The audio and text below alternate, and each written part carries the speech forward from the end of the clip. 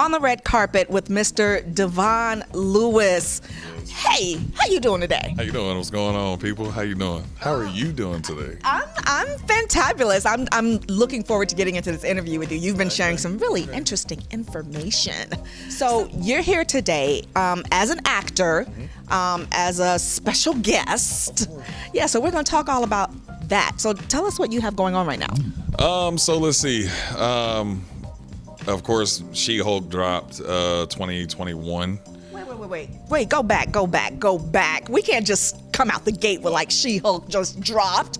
I need some background information. So I'll break it down for people. So it's crazy. So everybody thinks that She-Hulk was just generally just a man's job.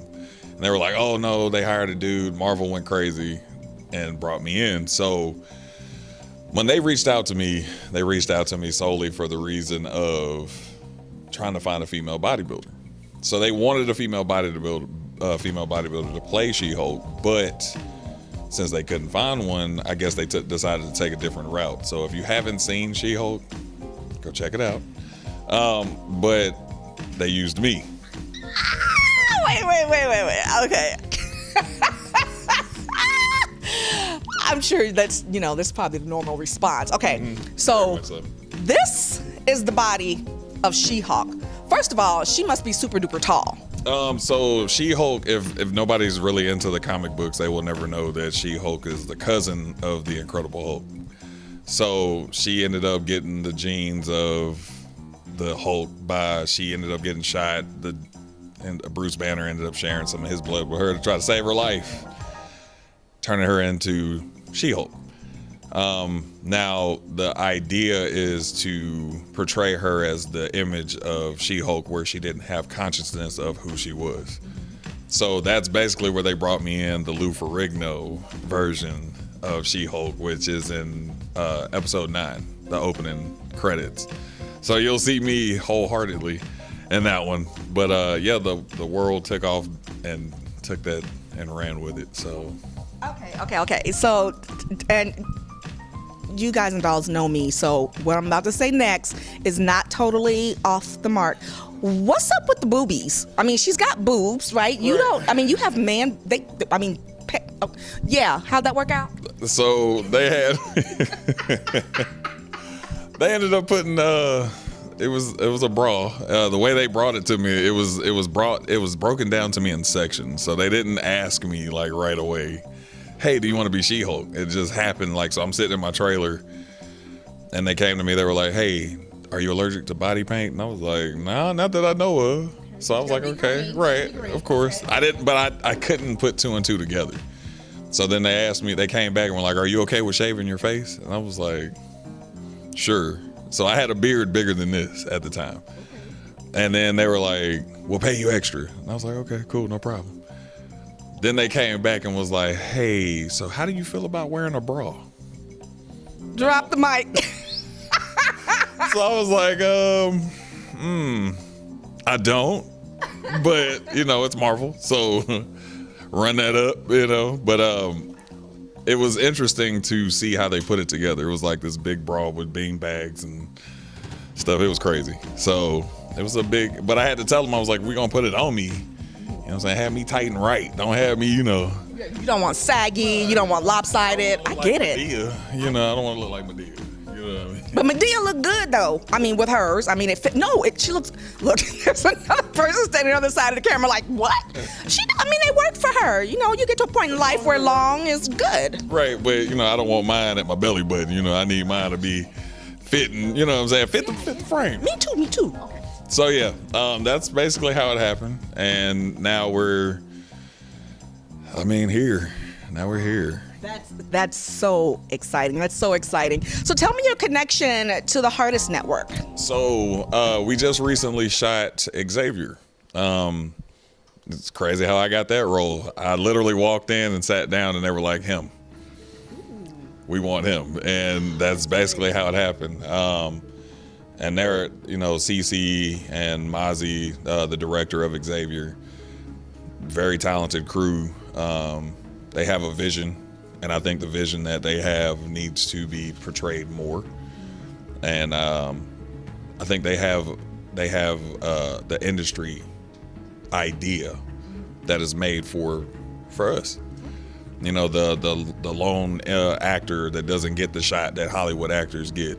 So they give those, you know, low, no name credit, you know, guys that option and that choice. So being a lead man in my first horror film, it actually worked perfectly for me because I'm normally typecasted.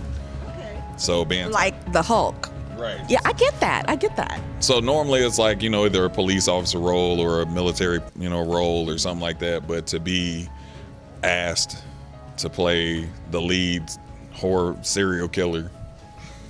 That's my aspiration. I want to be a serial killer. You know, honestly, I had to dig deep to play this You part. had to dig deep to find your crazy. I had to. I mean, you know, it was like a little bit like 2 levels below the surface, but it was there. And a lot of people don't know, you know, in which I'm glad they'll be able to see. I don't know when we're gonna air it, but they'll be able to see how crazy I've gotten as the movie like continued to be shot. So the deeper we got into the film, the more I was able to do more homework on Xavier. I remember Maz called me. He was like, "Hey, I want you to watch Jeffrey Dahmer." And I was like, "Oh, okay." And at the time, I didn't put 2 and 2 together of who Jeffrey Dahmer was. And I was like, all right. It just was Dahmer. So I was like, all right. So I turned on Netflix and I tuned into it and I was like, oh, he wants me to go this crazy. So I did. All right. Well, I'm looking forward to that. So tell me, since you've worked with Marvel and probably other projects as well, working with the Heartist Network, what was that like in comparison? It's definitely, it shows their level of struggle. You know, it shows the struggle where they're trying to get to, what they're looking to do as far as, you know, the outreach. You know, trying to get people connected, trying to get people in tune with just being, showcasing their talents. Mm-hmm. So even still, it's like working with them, it made me dig deeper and work harder for, you know, what I want to do. And, you know, even every day still, you know, because I'm a personal trainer. So I personal train. No, yeah. I wouldn't have even guessed that ever. Right. So it's like, even with that, it's like it makes me go harder. Mm-hmm. And seeing them drive as hard and put everything that they have into this project and putting this together was, when they asked me, I couldn't tell them no. Xavier is coming. I couldn't tell them no. So I love that. So how can the people follow you and find out what's happening in your career? So I'm on TikTok and Instagram. I am a content creator and influencer on social media. So if anybody out there wants to follow me, it's Samoan Superman 14. Spell that for us. SAMOAN Superman 14. Samoan Superman 14. I got it. So I am Samoan in black, which is the tip of the iceberg for me. So everybody compares me to The Rock or some other craziness. But either way it goes, I'm just trying to make a name for Devon Lewis. And we're just trying to get out of that shadow of all Samoan people are the same. If we want to Google you, spell Devon for everyone. So if you want to Google me, check me out as Devon, Devon, last name Lewis, Lewis. Perfect. So I actually have a podcast that I do called Lewis Talk Radio. Now, if you're sensitive, that's not the show for you, but it is on YouTube. We do stream YouTube. We also sensitive how? Sensitive, like, are you gonna make us cry? Sensitive to what? Nah, definitely not sensitive cry. Sensitive like, oh, we don't like him. He says it all. I just feel like the world has gotten to the point where we're too like closed-minded and we can't speak.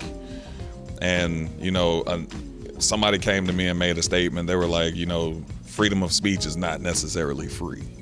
And it's true. It's true in a way. You know, so you pay a price with being as free as you are. I'm grammatically correct, but I'm also not gonna shut my mouth either. So. Okay, well, see. Well, I hear you, Devon. It's been a pleasure having a conversation with you. It's always a pleasure to talk to you. Looking forward to hearing what's happening with